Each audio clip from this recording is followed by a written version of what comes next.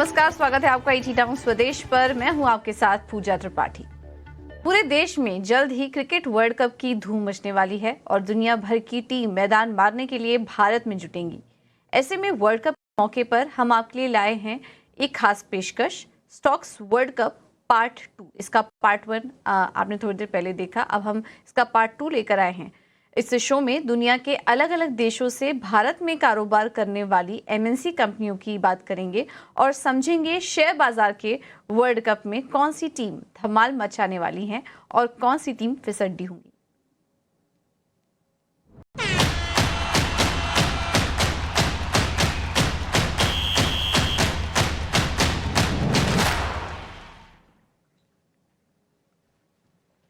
और चलिए इस चर्चा की शुरुआत करते हैं। और इस वक्त हमारी इस खास पेशकश में दोनों ही मेहमान जुड़ चुके हैं। जियोजीत फाइनेंशियल के गौरांग शाह और वेंचुरा सिक्योरिटीज से हमारे साथ विनीत बुलेंजकर भी जुड़ चुके हैं। आप दोनों का ही बहुत बहुत स्वागत है शो पर। स्टॉक्स और शेयर मार्केट पर चर्चा करने से पहले आप दोनों से मेरा सवाल है, मैं मांग के चल रही हूँ कि आपने इस शो में आप हिस्सा ले रहे हैं तो दोनों ही क्रिकेट के फैन होंगे और वर्ल्ड कप को भी आप दोनों ही फॉलो करेंगे, तो क्या प्लान्स हैं आपके? गौरांग, क्या कहीं लाइव मैच देखने का प्लान है आपका? बहुत बहुत ज्यादा देखता नहीं हूँ। सॉरी, सवाल किससे था? हमसे था पूजा? जी जी गौरांग, आपसे ही सवाल है। धन्यवाद पूजा आपका इस शो पर आमंत्रित करने के लिए, और आप सभी को शुभ दिन हमारे तरफ से। तो अंग्रेजी में कहावत है that cricket has become a religion in India, और बहुत ही बड़ी मात्रा में लोग इस खेल में रुचि रखते हैं। और इसके अलावा मेरे ख्याल से पिछले कुछ सालों में भारत में काफी कुछ आगे बढ़ते हुए कामकाज किया है। सरकार की तरफ से जिस तरीके से सहयोग मिला है फुटबॉल में, बाकी अन्य प्रतिस्पर्धाओं में, खेल कूद में हम काफी आगे बढ़ रहे हैं। एशियन गेम्स हो रहा है, एशिया कप हाल ही में हुआ था जहां पर भारत बहुत ही अच्छे तरीके से विजेता घोषित हुए श्रीलंका के सामने। और उम्मीद करते हैं कि वर्ल्ड कप में भी हम हमारा जो दबदबा है वो बना करके रखेंगे। लेकिन ये खेल कूद की जगह है पूजा, यहाँ पर जो जीता वही सिकंदर होता है। तो जो भी टीम जीते मेरे ख्याल से वो सबको अपनाना होगा। लेकिन उम्मीद करते हैं कि फिर से भारत देश इस प्रतिस्पर्धा में पूर्ण दृढ़ता से उतरे और हो सके तो ये जो कप है हमारे नाम करे। बिल्कुल, इसी उम्मीद के साथ भारतीय क्रिकेट टीम को वेरी बेस्ट। और हम सब यही उम्मीद करके चल रहे हैं कि इस बार का वर्ल्ड कप, और अब होम टाउन में खेल रहे हैं तो इस बार की ट्रॉफी भी हमारे नाम हो। विनीत, क्या आप वर्ल्ड कप फॉलो करते हैं? और इंडिया को तो हम सब सपोर्ट करेंगे ही, इंडिया के अलावा और कोई फेवरेट टीम है आपकी? नहीं, India is obviously going to be one I am rooting for.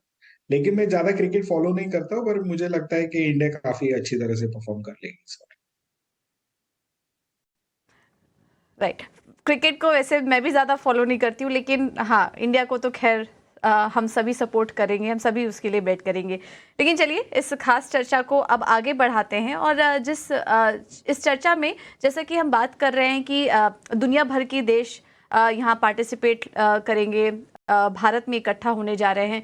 ऐसे में हम उन कंपनियों को इस शो को हम उन कंपनियों से लिंक करेंगे जो कि एमएनसी प्लेयर्स हैं, बड़े दुनिया भर में इनके कारोबार हैं और भारत में भी उनकी प्रेजेंस काफ़ी मजबूत है।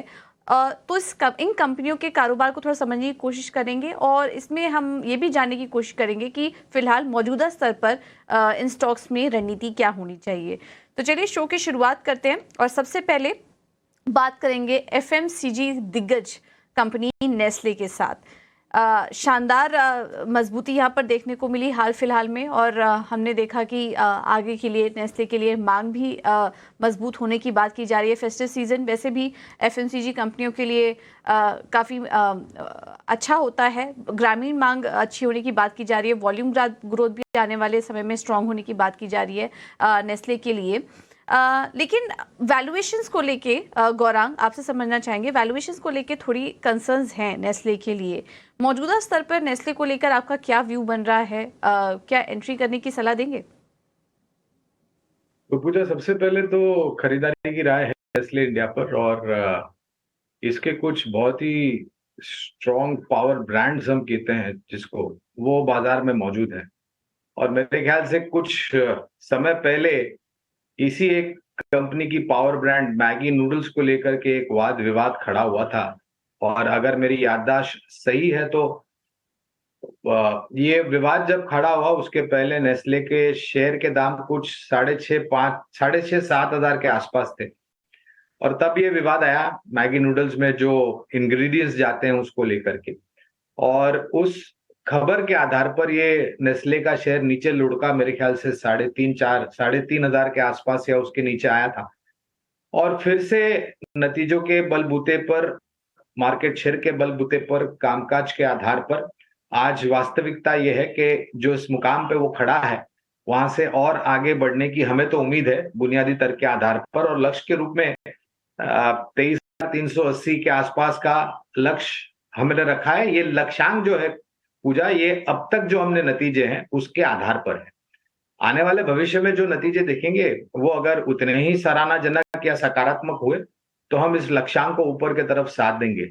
और मेरा ये भी मानना है कि नेस्ले जैसी कंपनियां जो मेरे ख्याल से करीबन 50-60 दशकों से ज्यादा हमारे देश में मौजूद हैं, बहुत ही बेहतरीन कंपनी है और मार्केट शेयर भी उतना ही बेहतर है। राइट। तो अभी फिलहाल के लिए नेस्ले के लिए गौरांग की तरफ से 23,380 का लक्ष्य, लेकिन नतीजों पर नजर रहेगी और उस हिसाब से टारगेट्स भी बदल सकते हैं। लेकिन फिलहाल के लिए आप 1 साल के लिए इन पर नजर रख सकते हैं मौजूदा स्तर पर भी। विनीत, आपका क्या व्यू बन रहा है नेस्ले पर? फ्रेश खरीदारी की सलाह देंगे या फिर होल्ड की राय है आपकी, या फिर अवॉइड करने की सलाह होगी इन स्तरों पर नेस्ले पर? नहीं, हमें लगता है कि बहुत ही बेहतरीन शेयर है और इसे कंटिन्यूसली लेना चाहिए। हमें लगता है कि एमएनसी स्टॉक्स में एक कोई स्टेबल कंपाउंडर और जिसका जो रोड मैप आगे जाके बहुत अच्छा लगता है हमें, वो नेस्ले है। और हम सलाह देंगे कि इसमें आप रेगुलरली इसमें सिप करते रहे, ये शेयर में आपको वेल्थ जनरेटिंग स्टॉक है। राइट। तो नेस्ले पर भी दोनों ही एक्सपर्ट ने मुहर लगा दी है। दोनों को पसंद आ रहा है। और विनीत जो टारगेट देख रहे हैं नेस्ले के लिए वो फिलहाल 30,000 का है। तो ये है राय नेस्ले पर निकल कर आ रही है। अब बात करते हैं एक और दिग्गज एफएमसीजी एमएनसी प्लेयर की, और वो है एचयूएल। ऐसा ही कुछ जो फैक्टर्स हैं फंडामेंटल, वो एचयूएल के लिए भी नज़र आ रहे हैं। अगर ग्रामीण मांग देखेंगे तो अच्छी दिखाई दे रही है। इनके वॉल्यूम ग्रोथ में भी पिछले क्वार्टर हमने देखा था कि वो पॉजिटिव हो चुके हैं। लेकिन और हाल फिलहाल में ब्रोकरेज पॉजिटिव है। और इन दिनों में देख रही हूँ कि जितने भी एक्सपर्ट से हमारी बात हो रही है एचयूएल पर, वो काफ़ी बुलिश हैं। गौरांग, आपकी क्या राय बन रही है एचयूएल पर? राय देने से पहले मेरे ख्याल से एक चीज बताना आपके दर्शकों को और निवेशकों को ये आवश्यक है कि जो भी बात हम कर रहे हैं कंपनी को लेकर के, ये बुनियादी तर्क के आधार पर है। उसके लिए आपके लिए आवश्यकता ये होगी कि आप निवेश अगर करना चाहते हैं या फिर तय करते हैं तो आपके निवेश की समय सीमा जो है वो साल, 1.5 साल या 2 साल, और जितना ज्यादा लंबा समय होगा उतना बेहतरीन मुनाफा आपको मिलते जाएगा। तो एक तर्क ये लगाया जा रहा था पूजा बारिश के मौसम को लेकर के कि शायद अगर थोड़ी बहुत कमी होती है बारिश के मौसम में तो शायद जो ग्रामीण, मध्यम ग्रामीण भारत के जो इलाके हैं जो मांग को सहारा देते हैं, जिसे हम वॉल्यूम्स ग्रोथ कहते हैं, वहां पर थोड़ी निचली तरह के आंकड़े दिखाई देंगे। लेकिन मेघराज का आशीर्वाद रहा है। अब बिल्कुल अंत पर खड़े हैं हम बारिश के मौसम को लेकर के। और मैंने एक रिपोर्ट पढ़ी थी जो ये बता रही थी कि 5% के आसपास की कमी पूर्ण भारतवर्ष में बारिश के मौसम को, तो इतना बड़ा खामियाजा नहीं होगा। और मांग में कोई इतनी बड़ी गिरावट खास करके ग्रामीण मध्यम ग्रामीण भागों से नहीं आएगी। तो जो वॉल्यूम ग्रोथ है हमें लग रहा है कि वो काफी बेहतर रहेगा। खाली एक ही चिंता का कारण रहता है एफएमसीजी कंपनियों में, वो है प्रमोशन और एड स्पेंड्स को लेकर के, क्योंकि निरंतर प्रतिस्पर्धा होती रहती है एफएमसीजी कंपनियों में। लेकिन एचयूएल पर भी खरीदारी की राय है और 2900 तक के लक्ष्य हमने निर्धारित किए हैं लंबी अवधि के लिए। 2900 का लक्ष्य, और ये लॉन्ग टर्म के लिए ही आपको व्यूज दिए जा रहे हैं, 1.5 साल के लिए 2900 के लक्ष्य एचयूएल में दिखाई दे रहे हैं। विनीत, आपसे भी सवाल होगा एचयूएल पर अपने टारगेट्स दीजिए, और इसी के साथ ही साथ एक और कंपनी पर आपका व्यू लेना चाहेंगे, हनीवेल ऑटोमेशन। ये भी एक बड़ी एमएनसी प्लेयर है जो कि अमेरिका स्थित है, और भारत में भी अपना काफ़ी कारोबार, अपना प्रेजेंस जो है वो मजबूत करते जा रही है। लेकिन इस पूरे साल स्टॉक में ज़्यादा कुछ मूवमेंट नहीं दिखा, मामूली 2% की ही तेज़ी हनीवेल ऑटोमेशन में, 2% का रिटर्न हनीवेल ऑटोमेशन में देखने को मिला है पिछले एक साल में। एचयूएल पर भी अपने टारगेट्स दीजिए और हनीवेल ऑटोमेशन पर भी राय दीजिए, ये कंपनी कैसी लग रही है आपको? डेफिनेटली बुलिश है। आगे जाके सेकेंड हाफ में बेटर परफॉर्मेंस की उम्मीद रख रहे हैं हम, और हमें लगता है कि 2800-2900 के आसपास के बीच में शेयर ट्रेड करना चाहिए। पर हम सोचते हैं कि इन्वेस्टर्स को ये जो स्टॉक्स है ना, जो एफएमसीजी वाले काउंटर्स है, उनको स्टेडी लॉन्ग टर्म ग्रोथ के लिए इसको सिप करें आप, और ये अच्छा लगता है। उसके बावजूद अगर हम हनीवेल ऑटोमेशन की बात करें, तो हनीवेल ऑटोमेशन के जो 2-3 सेक्टर्स में जो हमें एनकरेजिंग ट्रेंड दिख रहे, जैसे फूड सेगमेंट है, या आपकी पेंट्स है, या आपके ऑटोमोटिव कंपोनेंट सेगमेंट्स है, हमें लगता है कि इसमें काफी एग्रेसिव रुझान आगे देखने को मिलेगा। और हमें लगता है कि ये स्टॉक आपका 48,000 के टारगेट छू सकता है from the current levels. Okay, तो हनीवेल ऑटोमेशन यहाँ पे 48,000 का लक्ष्य देख रहे हैं विनीत अगले एक साल के लिए, और एचयूएल में भी उनकी खरीदारी करने की सलाह है। तो फिलहाल हमने जितने भी स्टॉक्स चर्चा किए हैं, हमारे दोनों ही एक्सपर्ट को अच्छे लग रहे हैं, उनके टारगेट और अवधि भी हम आपके सामने लेकर आ रहे हैं एक एक करके। इन लेवल्स को आप नोट डाउन कर लीजिए, आगे कुछ और भी स्टॉक्स पर चर्चा करेंगे। अगला ये जो कंपनी है वो है बाटा इंडिया। बाटा इतनी पुरानी कंपनी है और इतने सालों से भारत में अपनी प्रेजेंस को इतनी मजबूत कर चुकी है कि जब पहले हम बाटा का नाम सुनते हैं तो ऐसा लगता है कि कोई भारतीय ही कंपनी है, लेकिन ये चेक रिपब्लिक की कंपनी है, यूरोपियन स्थित कंपनी है ये, और एक बड़ी एमएनसी प्लेयर है बाटा भी। लेकिन धीरे धीरे हमने देखा कि over a period of time Bharat में एक स्ट्रॉन्ग प्रेजेंस ये कंपनी बना चुकी है। लेकिन बाटा का अगर हम कुछ फंडामेंटल्स अभी हाल फिलहाल का देखें तो कुछ कंसर्न्स यहाँ पर निकल कर आए हैं। मार्केट शेयर में लगातार यहाँ पर गिरावट देखने को मिल रही है और कंपटीशन काफ़ी बढ़ता जा रहा है कंपनी के लिए। बाटा पर गौरांग, सबसे पहले आपसे जानना चाहेंगे क्या व्यू बन रहा है आपका बाटा पर, आगे के लिए टारगेट्स क्या देख रहे हैं इस कंपनी के लिए?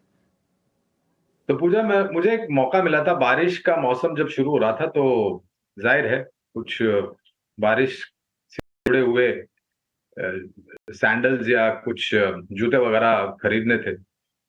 और जब मैं बाटा के स्टोर में गया, न तो सिर्फ बारिश के मौसम को लेकर के, लेकिन बाकी भी जो उनके पास जूते, sandals, slip ons, flip flops, strap ons वगैरह जो भी थे, और जो ऑफरिंग थी वो देख के मुझे काफी आश्चर्य हुआ था। और वो सिर्फ एक सीमित उम्र के वर्ग के लोगों के लिए नहीं था, बच्चों के लिए भी था, यूथ यानी कि जवान पीढ़ी के लिए भी था, प्रोफेशनल्स जो कामकाज करते हैं उनके लिए भी था, सीनियर सिटीजन के लिए भी था, महिलाओं के लिए भी था, पुरुषों के लिए भी था। और काफी सारे नए ब्रांड्स मैंने वहां पर देखे, और भीड़ भी काफी थी कंपेयर टू जो आपको एक कल्पना होती है कि आप किस प्रकार की भीड़ बाटा के स्टोर में देखते हैं। इसके अलावा चाइना और बांग्लादेश से काफी बड़ी मात्रा में डंपिंग होती है हमारे देश में, जिस पर प्रतिबंध लगाया गया, इंपोर्ट ड्यूटी बढ़ाई गई, एंटी डंपिंग ड्यूटी लगाई गई सरकार की तरफ से। तो जो संतुलन नहीं था पहले, वो संतुलन हुआ, और प्रतिस्पर्धा के रूप में भारत में स्थापित बाकी अन्य जो इस क्षेत्र से जुड़ी हुई कंपनी है उससे कंपटीशन भी बाटा को मिला। लेकिन हमारी खरीदारी की राय है बाटा इंडिया पर। और एक थोड़ी दिक्कत ये थी पूजा के कुछ स्टोर्स जो इनके थे वो जो अनुमान था उस मात्रा में योगदान नहीं दे रहे थे, तो उनको बंद किया गया था और एक सेंट्रलाइज्ड या फिर बड़ा स्टोर खोलने की कुछ कारोबार की रणनीति को इन्होंने अपनाया था। 1870 का लक्ष्य है, अगर आपके निवेश की सीमा जो है वो साल 1.5 साल या उससे अधिक। ठीक है। तो गौरांग की राय बाटा पर कंपटीशन बढ़ रहा है, लेकिन लॉन्ग टर्म की अगर बात करें तो 1870 का लक्ष्य देख रहे हैं बाटा के लिए। अगली कंपनी चर्चा करते हैं और वो है मारुति सुजुकी। मारुति वैसे तो भारतीय कंपनी है, लेकिन सुजुकी के साथ भी उनका पार्टनरशिप है और सुजुकी जापान बेस्ड कंपनी है। तो दोनों ही प्लेयर्स ने मिलकर भारत में हमने देखा एक स्ट्रॉन्ग प्रेजेंस बना ली है। दुनिया भर में तो ये हैं ही, लेकिन भारत में भी काफ़ी स्ट्रॉन्ग प्रेजेंस अपनी बना चुके हैं मारुति की अगर बात करें तो। लेकिन यहाँ पर भी हाल फिलहाल में कंपटीशन काफ़ी ज़्यादा ऑटो स्पेस में जो बन चुका है, मार्केट शेयर के लिए एक कंपटीशन बढ़ता जा रहा है इन कंपनियों के बीच, तो वो आने वाले समय में कुछ ब्रोकरेज हाउस को चिंता है मारुति सुजुकी के टारगेट्स को लेकर, इनके अर्निंग्स को लेकर। इस पर एक बार फंडामेंटल राय ले लेते हैं। विनीत, आपका क्या व्यू बन रहा है मारुति सुजुकी पर? हालांकि एक साल में 21% चल चुका है ये शेयर, लेकिन अब यहाँ से अगले टारगेट्स आप क्या देख रहे हैं मारुति के लिए? देखिए, ये एक स्लो मूवर रहा है लेकिन श्योर मूवर है, और ये ऑटोमोटिव सेगमेंट में अपना जो ईवी पोर्टफोलियो बरकरार करने की कोशिश कर रहा है। हमें लगता है कि ये काफी सक्सेसफुल रहने वाला है, क्योंकि उन्होंने it's the largest car company in the country, और हमारा इसके ऊपर बेहतरीन परफॉर्मेंस हम एक्सपेक्ट कर रहे हैं आने वाले 2 साल में। और हमें लगता है कि अगर आप 2 साल होल्ड करें ये स्टॉक को, तो आपको 14,000 के ऊपर के प्राइस टारगेट मिल सकते हैं। ओके, तो 14,000 के ऊपर के लेवल्स के लिए मारुति में आप अभी भी निवेश कर सकते हैं, क्योंकि फंडामेंटल स्टोरी तो इंटैक्ट है ही, लेकिन थोड़ा समय दीजिए। और 14,000 के ऊपर के लेवल्स विनीत इस स्टॉक में देख रहे हैं। अभी फिलहाल एक साल के लिए जो टारगेट्स है वो 11,500 का है। होल्ड करने की राय होगी यहाँ पर विनीत की तरफ से। अगला स्टॉक होगा बॉश। हाल फिलहाल में काफ़ी पॉजिटिव मैनेजमेंट कमेंट्री भी निकल कर आई बॉश को लेकर। मैनेजमेंट का कहना है कि कुल आय में अगर देखें तो करीब 15% की ग्रोथ की बात कर रहे हैं, और एक इंक्रीमेंटल रेवेन्यू में भी उनका मानना है कि अच्छी ग्रोथ देखने का अनुमान है बॉश केस में अगर देखें तो। और हम देख रहे हैं वैसे तो काफ़ी महंगा स्टॉक है, लेकिन एक साल में करीब करीब 22% बॉश का शेयर चल चुका है। गौरांग, आपकी क्या राय बन रही है बॉश पर? पहले तो लक्ष्य बता देते हैं। 20,870 का लक्ष्य अब तक जो नतीजे आए हैं उसको ध्यान में रखते हुए निर्धारित किया हुआ है पूजा। अभी आप मारुति का जिक्र कर रहे थे, तो सरकार के तरफ से काफी कुछ घोषणाएं हुई है वाहनों को पहले तो सुरक्षित बनाने के लिए और आरामदायक बनाने के लिए। और बॉश एक ऐसी कंपनी है जिसकी पेरेंट ने ये निर्णय लिया था कुछ वर्षों पहले कि भारत में जो स्थापित उनकी कंपनी है उनको एक सेंट्रलाइज्ड हब बनाया जाए और आउटसोर्स किया जाए बाकी अन्य देशों में एक्सपोर्ट करने के लिए। ये कंपनी बहुत ही महत्वपूर्ण पुर्जे बनाती है जो वाहनों को सुरक्षित रखती है और आरामदायक भी बनाती है। जिस प्रकार से नए लॉन्चेस हो रहे हैं पूजा, और मेरा अनुमान ये कहता है, मैंने रिपोर्ट भी पढ़ी थी कि इस साल के अंत तक आपको काफी कुछ नए मॉडल्स अलग अलग कंपनी के तरफ से अलग अलग सेगमेंट में आते हुए दिखेंगे। तो पहले तो न्यू ऑर्डर मार्केट बहुत ही दुरुस्त है बॉश का, और उतना ही दुरुस्त है रिप्लेसमेंट मार्केट। यानी कि अगर कोई पुर्जा आपके गाड़ी में, अहम पुर्जा अगर आपके गाड़ी में खराब हो जाता है और सुरक्षा को लेकर के कुछ सवाल खड़ा करता है, तो उसको रिप्लेस करते हैं ओरिजिनल इक्विपमेंट से, और ज्यादातर लोगों की यही मांग होती है कि ओरिजिनल इक्विपमेंट लगाई जाए। तो ओईएम सेगमेंट में, ऑटो एंसिलरी सेगमेंट में एक बहुत बड़ी कंपनी है बॉश, और हमारी खरीदारी की राय है बुनियादी तर्क के आधार पर। ठीक है, तो खरीदारी की राय बॉश पर। और अभी भी वैसे तो काफ़ी चल चुका है ये स्टॉक, लेकिन फंडामेंटल्स गौरांग को काफ़ी पसंद आ रहे हैं, और अगले एक साल के लिए अब यहाँ से भी 20,870 का लेवल्स देख रहे हैं इस कंपनी पर। एक और एफएमसीजी कंपनी अब सूची में है, और वो है कोलगेट पामोलिव।